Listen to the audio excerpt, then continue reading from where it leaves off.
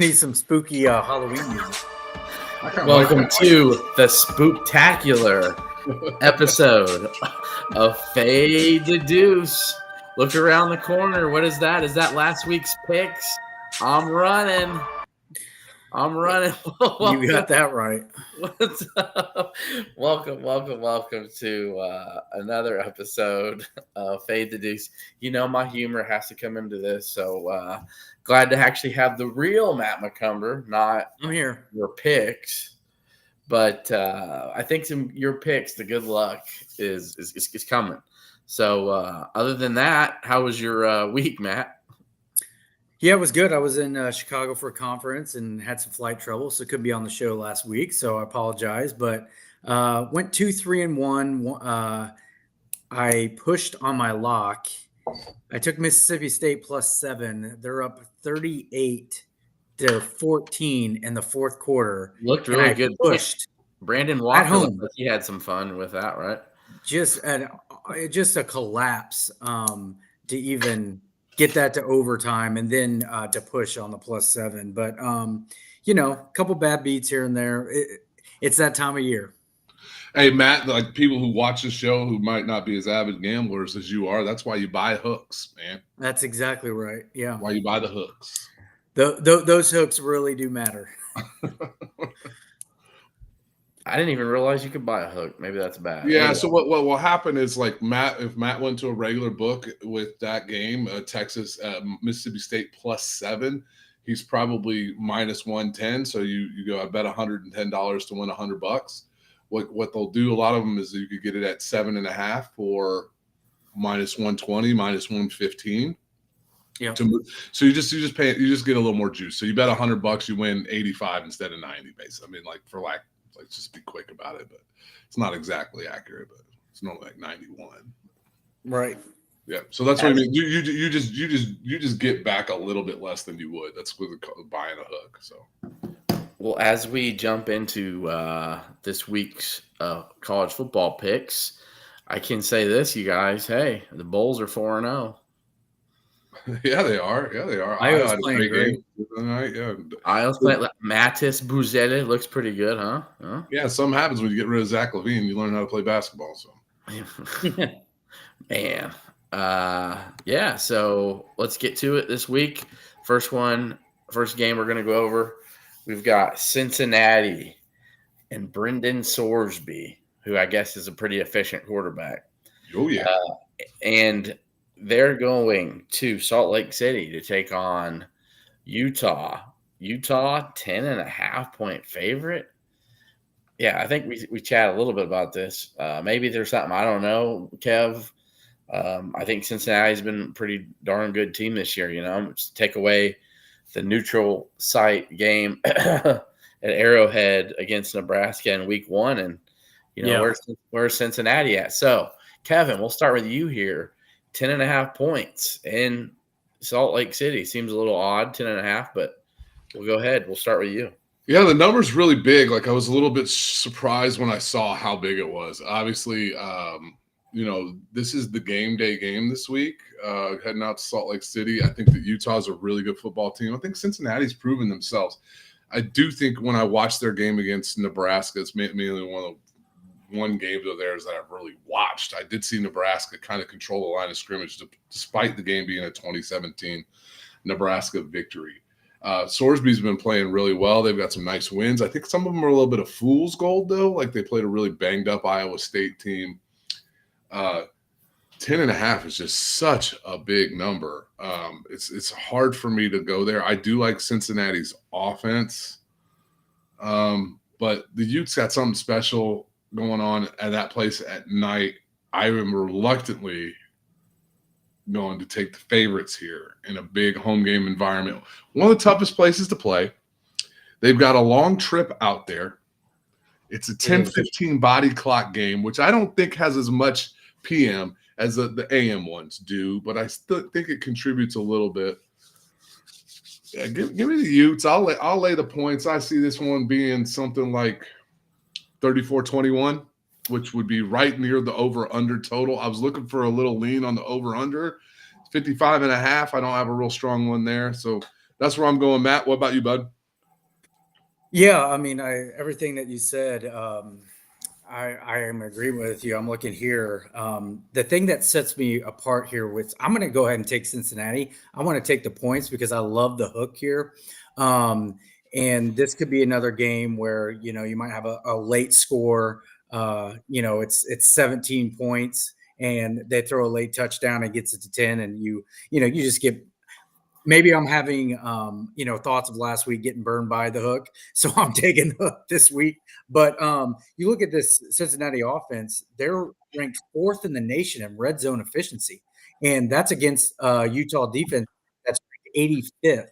So I like the ability for Cincinnati. Hey, they've won five in a row. Now, not the most stiffest competition. They did get beat by. Let me look here.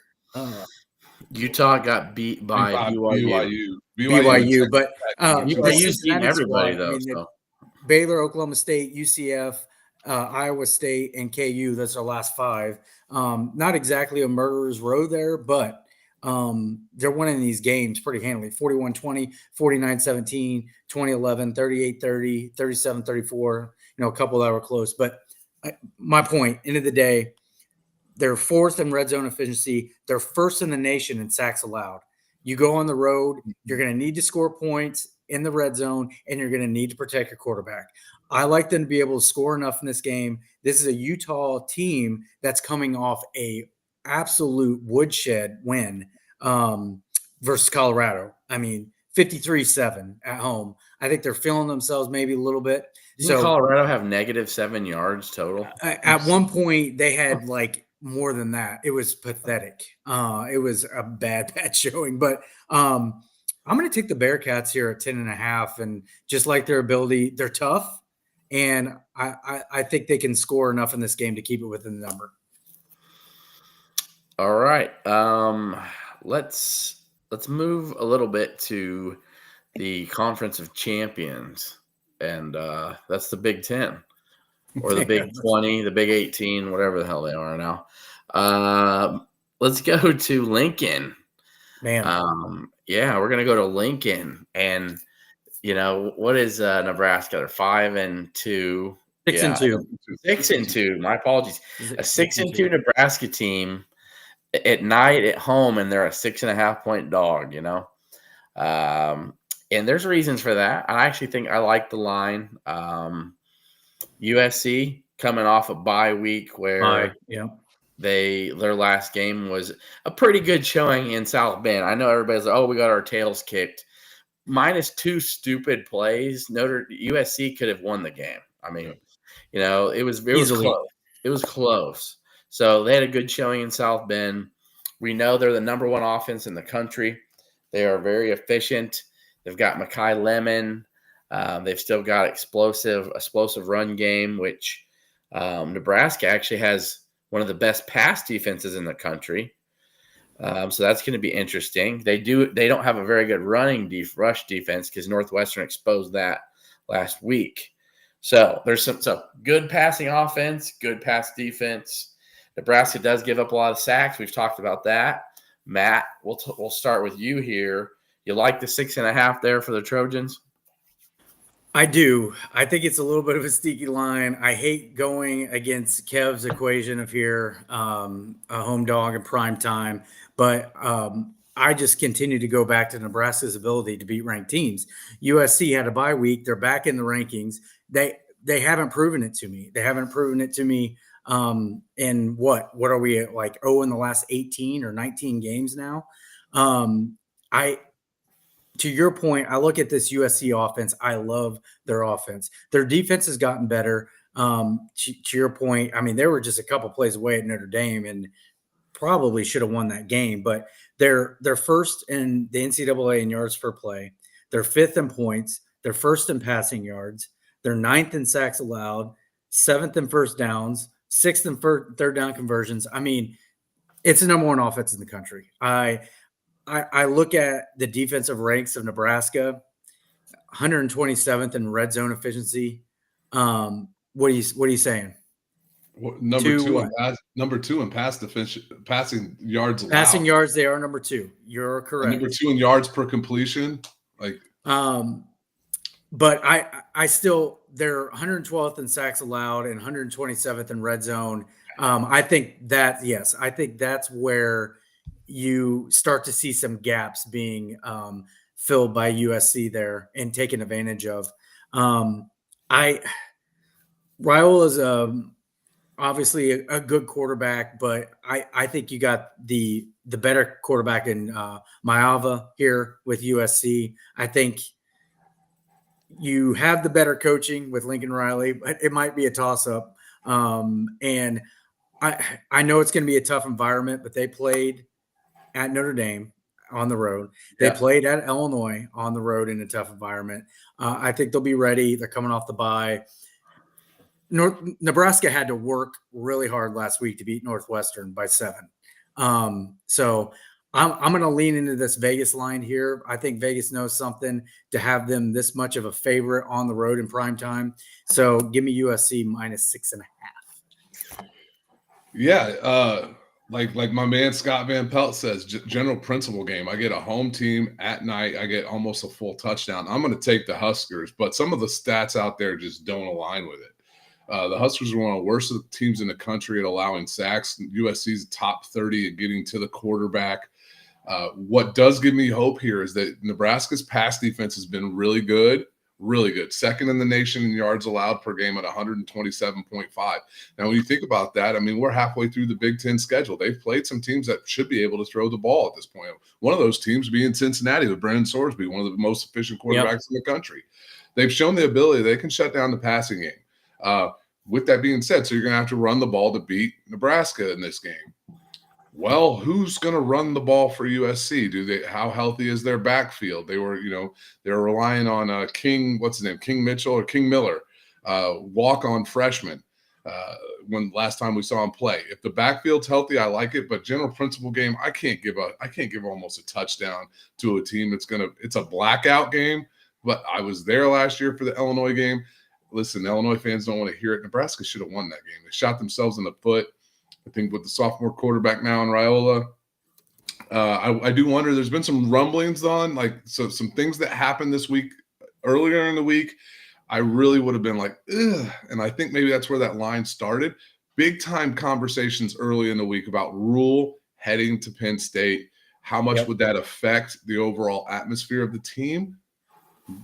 Lately, the information, the news is that Rule's about to sign a pretty large extension, which would make him very unlikely to head for Happy Valley. Gives me a little bit more confidence in this. I don't like it. I'm not going to the window with it, but it is my home dog in primetime games, which have treated me well. Give me the Huskers plus a 6.5. So the first 2 picks this week, Kev, you've done home favorite in primetime and then home dog in prime time.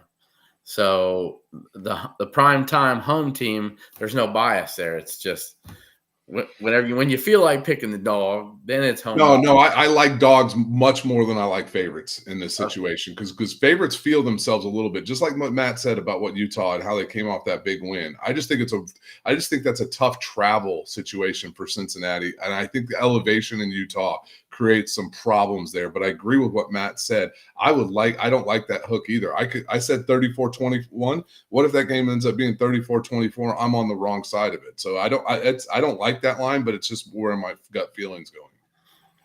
All righty. Well, to move on to the next game here, and this is SEC, the first SEC game we're going to be talking about.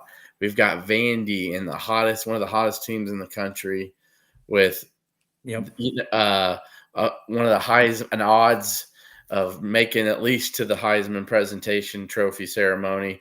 Just ask him yourself. Diego Pavia will tell you. So Vanderbilt coming off of a close, ugly win over Missouri, whose quarterback dislocated his ankle. Not as bad as Cam Scadaboo, but still done not for the year most likely. Yeah, not good to dislocate your ankle any day of the week.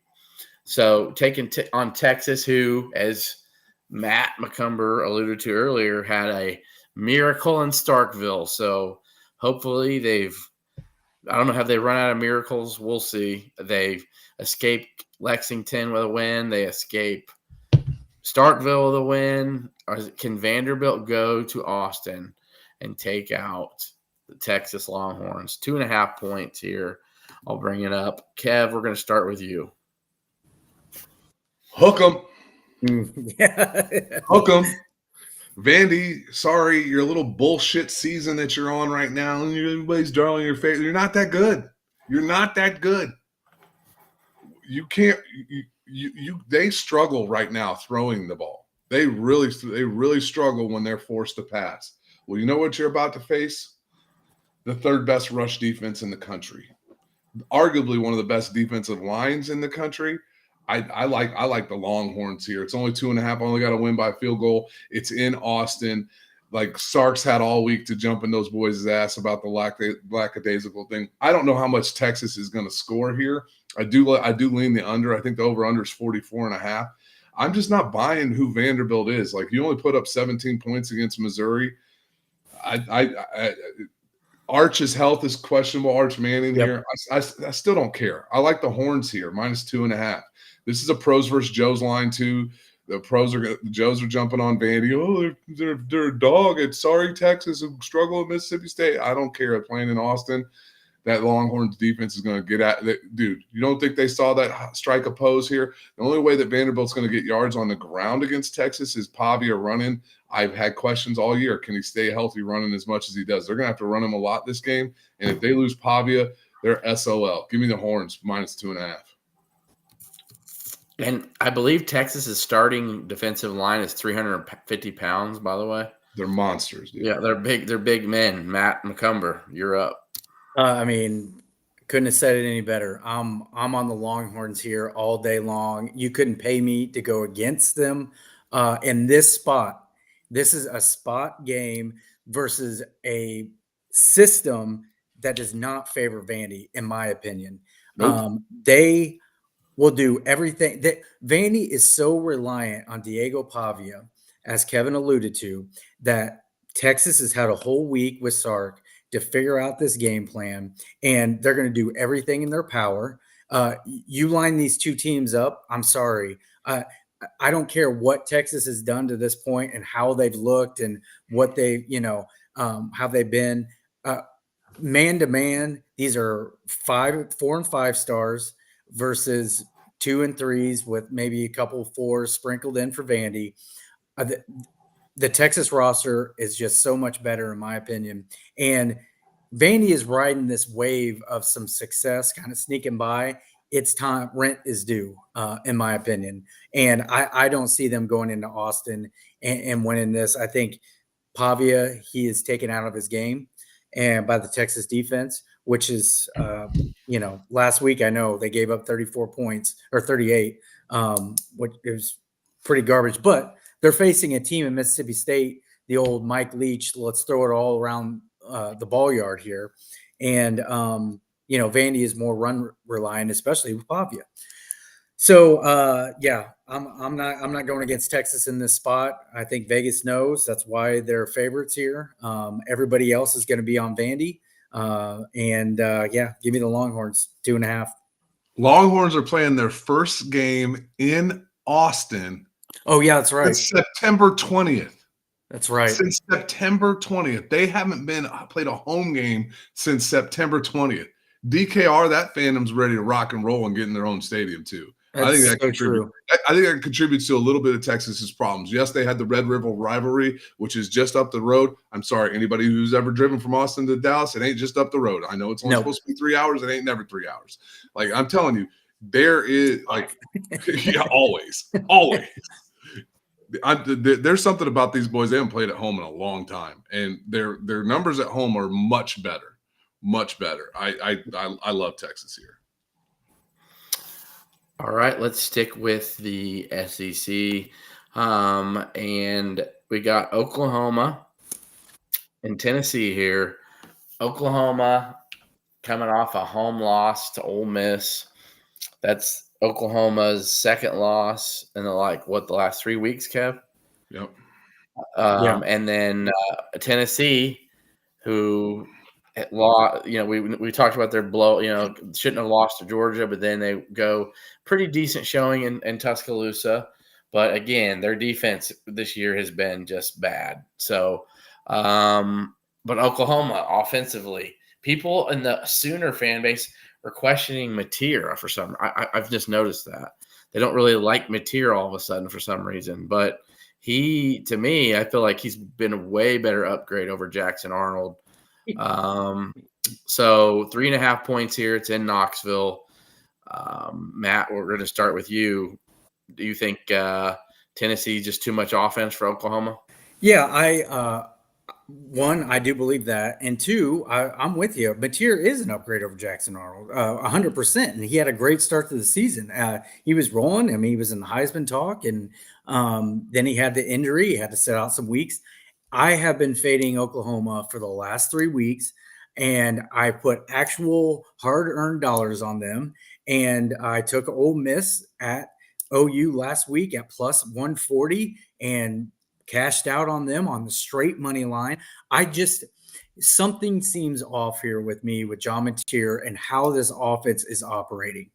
And if this was maybe at OU, backs against the wall, they knew hey, we can't lose another one. Lost 2 out of the last 3. I might take OU in this situation.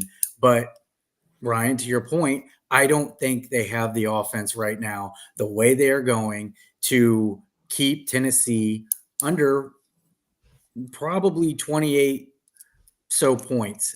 I think OU might score 14, 17.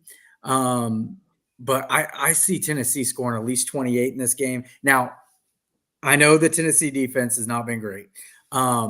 But that's just how I have no confidence in this OU offense right now.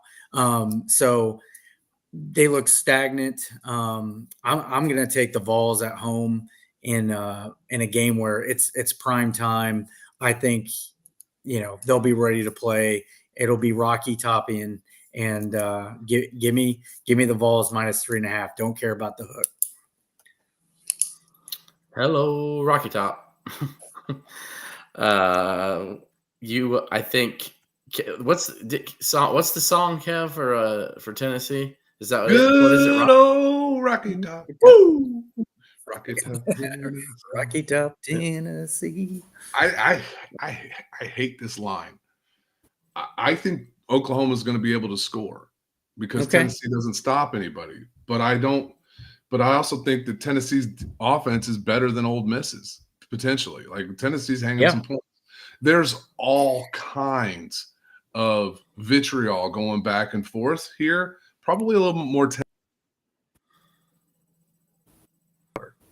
Love for his alma mater is OU's former offense coordinator, and now is like in that Jim Leonard role that Bielema used last year at Illinois. This game is weird to me. I'm going to go with the team that I think is just in a better spot right now. I'm going to take the Vols here at home at night. Dude, Mateer, you watch the Ole Miss game, excuse me. He's got a lot of Caleb Williams in him in that, and not the good side of Caleb Williams. I'm talking about the NFL Caleb Williams that doesn't see things that are open because he's moving too much. And if Tennessee's got some talent on defense, they've got a lot of talent on offense. Obviously, I love Heupel's play calling. This will be an interesting game here. I'm not going to the window with it, but I'm going to take the Vols. I'll lay the 3.5 points. I think the home team and OU's have been playing a tough schedule here, a little bit beat up. Give me the Vols minus 3.5. So we're going to move on to the final game of the week, the biggest game of the week for us, for sure. It's on NBC. The star of the show. What's up? There she is. 11 a.m. on NBC. It's national TV, baby. So Illinois, Rutgers. Illinois looking to bounce back from sleepless in Seattle, as they would say. Hold on, bub. Hold on. Sleepless in Seattle for sure. And then Rutgers got coming off a big win in West Lafayette that Purdue gifted them. But you know what? Sometimes you take those, and they needed them. They needed that win. They'd lost 4 in a row and looked really bad doing it.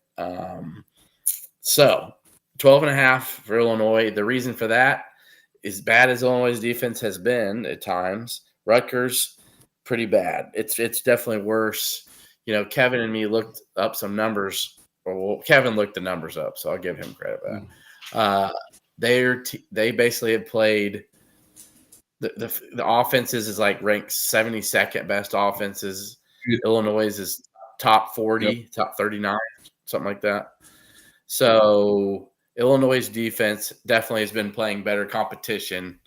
It has a little bit better numbers than Rutgers. So 12.5 at home. I think it's going to be an inspired group. Definitely a hungry Illinois team. So Kev, we'll start with you in Champaign. There's 12.5 too many points.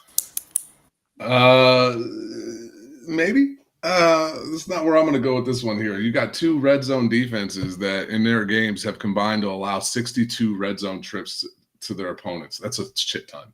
Illinois has allowed 30. Rutgers has allowed 32. Rutgers defense is actually worse than Illinois by about 45 yards a game. They're one of the worst scoring defenses in the country. So is Illinois. So you got just all these, and both these teams' offenses are good. You might actually argue that Rutgers' offense is better. I mean, Rutgers is really. I mean, they're up there. They're top 40 offense. So that's Illinois' line's not going to move much there. I think Illinois is in the 50s. You got 2 offenses that are going to do things. The weather. You expect early November in Illinois could get a little wonky. Doesn't look like it. Looks like it's going to be 53 and sunny and light breeze. Not going to make much of a difference there. Much better weather game than what Illinois experienced. And why 12.5 though, Kev? Let's just think about that real quick. If you're looking at the analytics and stuff, and you see that the defenses are pretty close, but one's a little bit worse, then the offenses are pretty close, and that team's offense maybe is a little better. I agree. The Illinois has actually played tougher offenses than Rutgers has. Rutgers actually played tougher defenses than Illinois has. Rutgers has faced the 39th, their average. It's funny. It's just like Illinois. They faced the 39th best defenses in the country. Illinois is 43rd. So it's a little bit better on that side for Illinois. I see this being a high scoring game. 62.5 points. No chance that thing stays under. I'm taking the over here. I predicted on keeping it orange and blue that Illinois would hang a 40 burger. I still think they might. It might give up 30, though. It might be 41-31. 41-31 covers that number by 10. It might be 41-34. 12.5. I worry about a backdoor cover. I worry about a late Rutgers touchdown as they're trying to scramble. I do think Illinois wins this game. That number I think is legit. I got to see something from this defense before I think that Illinois is not going to give up 30 points to an offense. It's really damn good. It's a really damn good offense. They're hanging 420 some yards of offense on every week. And when you look at where does Rutgers offense put them being at 40th? Just a little bit behind Washington at 28th. But when you start, that's 12 spots. It's only 12 yards. A little bit worse than Ohio State's 3 yards. I mean, they're around some teams that we've played I think they're going to score. I don't think they're going to stop Illinois from scoring. The only way this game stays under if Illinois' ground game gets really starts churning and burning. And I'm fine with losing this pick with the under because the under means Illinois wins in my opinion. But I think for sure. But I'm gonna take Illinois. I'm gonna take over 62.5. Yeah, I look at this. I couldn't even tweet after the game last week because I was so down on the defense. Didn't want to say anything, out of character for myself. It just sit in my thoughts a little bit. I mean, 12.5 for me with this defense is just way too many. And I'd be perfectly fine if I just put the jinx on Rutgers and, to Kev's point, it goes way under. And this is a 31-14 or 31-10 Illini win. Please, hallelujah. But this is I just you're gonna give him the Greg Schiano if we win. Yeah. I just don't see this matchup going that way. To Kev's point, I think Rutgers' offense is really, really good, and they played. You don't think of Rutgers' offense as being good, kind of a grind you out team, But 28 against Iowa, the number 2 overall defense in the country. Exactly. They played Iowa. They played Minnesota. Minnesota's 15th ranked defense in the country. 15th I'm ranked. 387 on them. I respect. They had 520 yards against Washington, by the way. Yes, they did. Yeah. And, I mean, Illinois couldn't do that. Now, both red zone offenses are kind of shaky, though. That's the challenge too. And one thing we discussed off the air, Matt, we can't forget the Rutgers offensive line is bad. Okay. It's bad. Yeah. Kaliak-Manis gets sacked almost 4 times a game. So I would agree with that. But 12 and a half. You allowed to sack the quarterback? You allowed to pressure him? I'm gonna be honest with you. I've become numb to pass rush. I don't believe in it. So I think, yes, you will see an inspired Illini team, but at the same time, I think you have an Illini team that has lost 3 out of the last 4 when Rutgers scores, or, they could catch an early lead, go up 10, and you might see some heads hanging a little bit, or here we go again. And it's a tough spot to be in as a college football player. Your psyche. Can the team handle it? Are you mature enough to persevere? Because things aren't going as planned. Hey, we're not going to make the college football playoff now. All these things creep into minds when you're playing athletics and in college. So end of the day, I can't trust the defense right now until they show me otherwise. So give me Rutgers plus 12.5. And you know what? That's fair, though. I don't think that anybody on that defensive side of the ball could justly say, I don't know why they don't believe in us. You know what I mean? Yeah. It's just, it's human nature, man. And I guarantee they watched the film themselves, and I don't think they were happy. So right. It's fair. I feel like, we've all been pretty fair about it. So, but at the end of the day, it's all about the W. It is. So if Illinois wins by 10, I think it'll be all right. We'll move on. So yeah, now we'll start with you, Matt. Do you have a lock? If not, I do. Kev. Okay, Matt, we'll start with you this week with the lock, since we've started with Kev for the pick. So your lock, Mr. McCumber. This might be a little bit close to my heart pick, but this is a team that has now won 3 out of 4, and everybody has left for dead to start the season of how they started it over in Ireland, and then started 1-3. They reside in the Big 12. They're playing well. I love this pick. They got a Texas Tech team coming in to the Little Apple, where so many teams over the years have trouble playing, and they're laying 7 against the K-State Wildcats. And 7.5. Sorry, yes, 7.5. And they don't even know if their first 2 quarterbacks are going to be able to play in this game, because they've both been hurt. The third stringer, supposedly the first stringer who's been hurt, his name's escaping me right now. The other one is Morton. Morton got hurt, is out for the season now. But the first stringer said he's coming back. Barons, maybe. I think that might be it. But we got a third stringer here that might see some playing time on Saturday. And I don't know. I like the way this K-State team is playing, and they're at home. They're feeling good. And, Texas Tech, to me, yes, they can score. But I think they got some questions, and I think they're banged up. So I'm going to take the Wildcats plus 7.5 at home. And it's a tough place to play. It'll be packed. Wildcats got back to 500. It's a chance to make a bowl game for them, keep the streak alive. Give me the KSU Wildcats. More juice to this. Juice to this. Next week, ranked games, when you look at the schedule, where could game day possibly want to go? What's going to be the game of the week? Oh, it is. BYU at Texas Tech. It's a look-ahead spot. It's such a look-ahead spot. It is. I love this game, Matt. It was almost my lock. So when you started talking about it, I was like, oh yeah, I love it. I think I talked about it earlier in the year. I said, don't leave Kansas State for dead, because that's not a team that's going to be left for dead. They're just not going to do it. It is most likely game day coming to Lubbock next week. Big noon kickoff, some like major television show. They're going to be all about a top 10 matchup potentially with Texas Tech and BYU. Kansas State's going to scare them. Give me that. I love that. I'm going to the window with that one, baby. Yeah, me too. All right. Love it. All right. That's a great point on college game day, though. You're right. And Reese Davis already hinted at it. Said, I'm going to be buying some tortillas this week. Yeah. He made one of those statements. So yeah, I'm with you. Yeah, it's a trap game. And like I'm telling you, they're looking at a 4-4. They held Kansas to 13 points last time out. I mean, yeah, Kansas was they're bad. That was in Lawrence too, wasn't it? Yes. Yeah, 17 straight against KU. Wow. I'm man, at this point, I think I'm like 3-7, guys. I'm 3-6.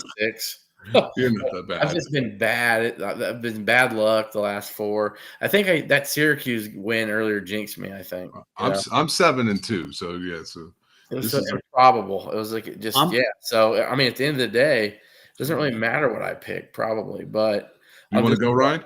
What'd you say? You want to go? I mean, what do you? I mean, you are you? I have a pick, but are you saying you got something that you think's gonna go? No, I got mine. I mean, I love Matt's pick. I'm not taking. That's not my lock, but I love Matt's pick. Okay. Go ahead and go for yours. Yeah. It's not quite a look ahead spot at all, but this is a spot that I think this team is so vastly overrated. They should have lost to Duke, and they didn't. And now Dave Doran's fighting for his job. Oh, yes. This is another good one. Georgia Tech heads to NC State at night, national televised game, and the Wolfpack are catching 5.5 here. I like the Pack to cover, put a good scare into Georgia Tech, if not potentially win this game. Dave Doran has done. Go look at who NC State has been under Doran and before. Like this is a good football team that not a lot of people talk about. They beat Virginia earlier in the year, didn't they? Yep, they're the Virginia's only loss. Virginia's only loss. I know they stumbled at home against Va Tech. I like NC State here to cover this. I think they can score. I think they can put up some points on Georgia Tech. I was going to say, yes. Yeah, they do have a good offense. They beat a good Wake Forest team as well. Wake Forest actually just got done, and it's a stinky line. It's a stinky line. Like people look at this as NC State, like, oh, they got beat by 20 points to Pitt. They got smashed by Notre Dame. Their last win was against Campbell. They beat who are these guys? I think I'm certainly not a get right game, but I think NC State comes out for this one pretty fired up, and they cover that 5.5. I'm not sure they win. I'm not going to the window for a money line play here, but I like NC State to cover that 5.5. I love it. I would do a little two team parlay with those locks right there, a little sprinkle, like pizza money. But kind of like Texas, they haven't played a home game since October 4th. It's going to be almost a month. Yeah. For NC State. So I'm going, you know what? After last week's come from behind win, it was really impressive. This was the last win that I had on this show on my picks. I'm picking Memphis 13.5 over Rice. Memphis just got done an impressive win over USF. They came from behind and beat them at home, and now have taken their spot in the AAC. They're ranked number 25th. I'm taking the 13.5. I'm taking them to cover that. Just like you guys thought I shouldn't have done against FAU 3 or 4 weeks ago. They came through. They got their starting quarterback back. I'm going to pick Memphis here to cover the 13.5. Okay, love. When is that? Okay, I'm looking at 6 p.m. Okay. Yeah. On Halloween, at night, at Rice. Yes. Hate it. Trey, yeah, you don't have to like it. Memphis is their own thing, man. They do their. I don't like Rice. You know, you're also getting Rice coming off a double overtime win against UConn, which they're probably feeling themselves a little bit. And you got a Memphis team who's kind of a little pissed off here, a better coach team. I would not go to the window with Rice in this one, but it's my general principle. I wouldn't bet against him, but I don't dislike that pick, Ryan. Yeah. Yeah. I This just, is my principle. yeah. And that's okay. I got it. But I got, I think Memphis is going to take it. So yeah, that's my pick. They won for me last time I picked them against one that Kev didn't like. And I think them beating USF last week was huge. They got their starting quarterback back in the saddle. And I think they know that the playoffs theirs if they can keep winning. So, hey, Matt, is 67.5 too high for Arkansas, Mississippi State? Boys, both them teams can score. No, I don't think it's too high. Here's another over I like because everybody loves to bet unders when it comes to the service academies. I need to get back into the service academy picks. They did me well last year. They did you well. Yeah. Air Force has the 16th best offense in the country. 48.5 against Army. I think there's going to be some points in that game. Air Force's defense is terrible, and their offense can score. We'll see where that one goes. Oh, I like that. I'm gonna look to see if I Hey, find Megan, one. what's your pick for the week before we get off here? And Sean, no, Illinois is not going to get game day next year, and it's not because of ESPN bias. It's because Illinois is going to scrap and fight with everything they can to make a bowl game next year. Yeah, I was going to say, if you look at Illinois' roster next year, I think it's a bowl team, but I mean, probably, but it's not. Air Force is the worst defense in the country. I like that. 48.5. Give it to me. Give it to me. I really like IU in Maryland over 50.5. I mean, IU's been putting up 40 a game. Maryland's a sneaky team. Yeah, I know IU's defense is good, but I mean, they can score 10, 13 points here. 50.5 seems low to me. I love the Cincinnati. While Jay Biggins looking at his picks here, I love Cincinnati's press conferences because he talks up his opponents all like they're the 85 Bears. You know, he's like talking. He's like, Maryland, one of the best sack teams in the Big Ten. They do get after the quarterback. He's like, they got explosive athletes on the outside. I like some good running backs. They got a hell of a freshman quarterback. He just talks him up. He's like, hell of a special teams unit. Sean, stop doing that. Stop doing that. Sean, yeah, that's one thing. At least you don't know the score, Kev. Don't worry about it. Sean, I had all this stuff tonight. I had church tonight and my family. All this is going on. I'm like, my wife's out of town. I'm like, I'm going to go lay in bed and watch the baseball game and not know what happens. Yeah, but here's the thing, Kev. You got to pre-warn the people in the chat. No, you don't. No, you don't.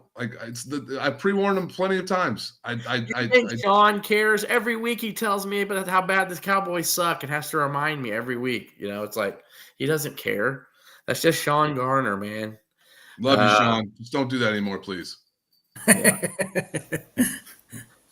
Are you gonna watch it still, Kev? Yeah, I watch a little bit of it. I can go to bed earlier now. Okay, yeah. So it'll be a fun one. He saved you some Z's. Yeah.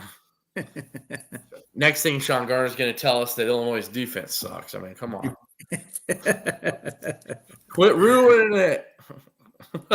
All right. So, NBC, 11 a.m. I know where you guys will be. I know where I'll be. I'll be in Champaign. Looking forward to seeing old Kev here. Thanksgiving, Northwestern. You coming back at all this year, Matt? Maybe Northwestern for Thanksgiving? No, we have Thanksgiving down here. I would love to, but oh yeah, that's right. I forgot. You're going on the Mexican Riviera. I forgot. I was saving for a college football playoff game, but those dreams were dashed. Did you take a Citrus Bowl? Yes, absolutely. If we make a Citrus Bowl, I'll be there. Hey, if we're in Tampa or Orlando, I'll be there. Yeah, he's going to the ReliaQuest Bowl if they make it. Yeah. We'll be there. Hey, I'll be at the Music City Bowl if they go. So Okay. I will. I'm gonna do. That's close enough to drive. So I'm actually thinking about going to Nashville for Tennessee, Illinois. So we'll see about basketball. Oh, that's cool. You know what, Steve Prophet? At least he knows that's the right answer. So, okay, Jay Bagan's taking Nebraska. Okay, all right. Jay Bagan will be joining us for Sunday night, and Matt, you're invited as well. Sunday night, we're doing our Illinois basketball season picks of where we think the team's going to go.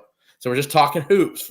If you want to come on, we'll recap the Rutgers game and then we'll jump into hoops on a bye week. So if you want to come on and give us your thoughts on this year's hoops team, your prediction on where you think they can go, because I got a bold one. It's going to be a first for a Brad Underwood team. And just have some fun. So just talk hoops a lot because usually we're either talking gambling or football. So and I think hoops is a little bit more about hoops probably than me and Kev. So I know a little bit. You coach D1. I mean, I'll give you credit for that. So Yeah. All right, Swami out. See you Sunday night. ILL.